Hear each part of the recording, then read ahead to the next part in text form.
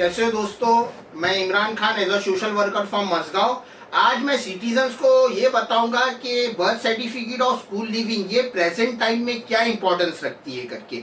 लोगों को तो ये पता चल गया होगा कि एनआरसी तो लग चुका है। आज अगर आप पासपोर्ट बनाने जा रहे हैं 87 से पहले के बॉर्न हो तो ये नहीं था कि एज एफिडेविट बना करके पासपोर्ट बन जाता था, लेकिन अब के दौर में आपको स्कूल लिविंग और बर्थ सर्टिफिकेट देना ही देना है। और प्लस सबसे इंपॉर्टेंट चीज तो ये है कि अगर आपकी राइटिंग में बर्थ सर्टिफिकेट है तो उसको आपको कंप्यूटराइज करना पड़ेगा करके, क्योंकि गवर्नमेंट राइटिंग वाली बर्थ सर्टिफिकेट एक्सेप्ट नहीं कर रही है। और सेकेंड थिंग ये है कि अब लोग ऐसा कहते हैं कि मैं घर में पैदा हुआ था, मैं स्कूल नहीं गया था।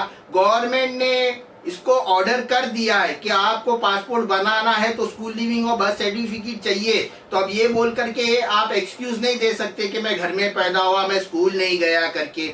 आप जहां पर भी बॉर्न हुए हो, जो भी आपका ग्राम पंचायत लगता है, जो बीएमसी वार्ड लगता है, जो भी ग्राम पंचायत लगता है, वहां से आपको बर्थ सर्टिफिकेट बनाना है। आप जो स्कूल में पढ़े वहां से स्कूल लिविंग निकालना है। अब ये जो एनआरसी है वो अपार आईडी जो स्कूल ने निकाली है वो एक पार्ट ऑफ एनआरसी है।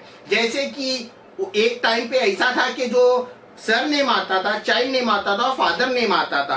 अब ये जो अपार आईडी है जो एनआरसी से रिलेट करती है तो चाइल्ड नेम आना चाहिए, फादर नेम आना चाहिए और सर नेम आना चाहिए। साथ ही साथ में पेरेंट्स के जो नाम है स्कूल लिविंग पे, आधार कार्ड पे, वैसे ही बर्थ सर्टिफिकेट पे बच्चों का नाम होना चाहिए। ज्यादा करके मैंने देखा हूं कि लोगों शादी कर लेते हैं और आधार कार्ड जो है वो फादर के नाम से रहता है, लेकिन वो हस्बैंड के नाम से होना चाहिए। जब वो हॉस्पिटल में एडमिट होते हैं तो फादर का नाम आ जाता है। तो ये सब चीजों को आपको करेक्ट करना है। अब ये जो बर्थ सर्टिफिकेट और स्कूल लिविंग है वो पासपोर्ट के लिए तो है, लेकिन आप अगर मैरिज सर्टिफिकेट बनाने जा रहे, अगर जो लेडीज फ्रेश पासपोर्ट के लिए जा रहे, भले जूनी शादी हो, 1960 में हो, 1970 में हो, उनको मैरिज सर्टिफिकेट चाहिए ही चाहिए। उसके लिए भी स्कूल लिविंग और बर्थ सर्टिफिकेट लगेगा ही लगेगा करके। अब लोग इतने लापरवाह हैं कि जो आधार 2010 में निकला था वो 2010 के अंदर लोगों ने अभी तक नहीं बनाया, और रूल ये निकल चुका है कि 18 साल के ऊपर अगर आप हो गए हैं तो उसके लिए भी स्कूल लिविंग और बर्थ सर्टिफिकेट चाहिए। ये स्कूल लिविंग और बर्थ सर्टिफिकेट की ये अहमियत है ना कि ये आपकी नेशनलिटी प्रूव कर रहा है। Same thing all over India में अगर आपका राशन कार्ड पे नाम नहीं है तो उसके लिए भी स्कूल लिविंग बर्थ सर्टिफिकेट दी जा रही है करके। तो मैं ये कहूँगा कि आज जो भी है आप एनआरसी की तैयारी करिए। पासपोर्ट बनाना कुछ इतना इजी नहीं रह चुका है करके। आपको birth certificate, school leaving, marriage certificate बनाना ही पड़ेगा। और मैं पेरेंट्स को एक बात बोलूंगा, जो अभी न्यू बॉर्न बच्चे हो रहे हैं, तो आज जब आप बर्थ सर्टिफिकेट बनाने जाते हो तो वहां पर चाइल्ड नेम में आप अपना चाइल्ड का नाम डालिए, फादर नेम डालिए और सर नेम डालिए, और मदर और फादर का नाम प्रॉपर डालिए करके। क्योंकि अब अपार आईडी के हिसाब से आपको चलना पड़ेगा। स्कूल में मांगा जा रहा है, अगर बर्थ सर्टिफिकेट सही रहेगी तो आपका आधार कार्ड बनेगा, और बर्थ सर्टिफिकेट और आधार कार्ड से स्कूल में एडमिशन होगा करके।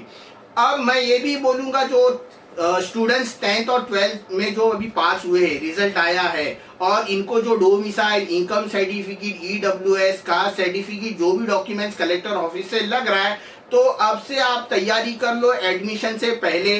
क्योंकि क्या हो रहा है, सर्वर का प्रॉब्लम चल रहा है, वो हर साल का प्रॉब्लम है। ऑफिसर लोग छुट्टी पे गए हैं, तो ऐसा नहीं हो कि लास्ट मोमेंट पे आपको टेंशन हो, स्ट्रेस हो, आपकी अपॉर्चुनिटी मिस हो करके।